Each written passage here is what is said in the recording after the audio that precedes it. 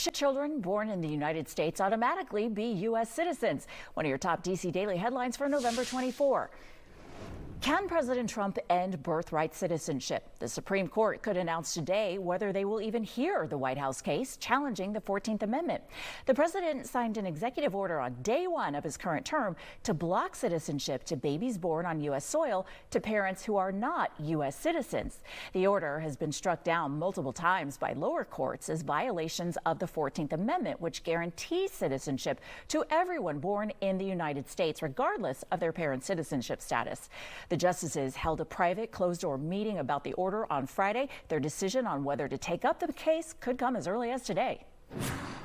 The IRS cannot share taxpayer info with ICE agents. A federal judge ruling that sharing that data violates taxpayer privacy law.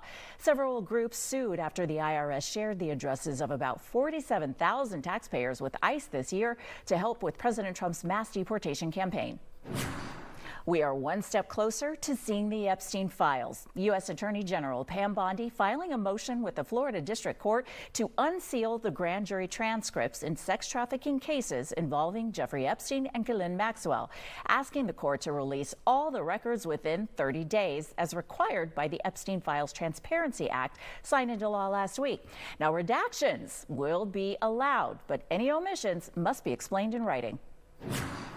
Is President Trump extending subsidies and credits for the Affordable Care Act? The subsidies expire at the end of the year, and they were one of the main reasons for the recent government shutdown.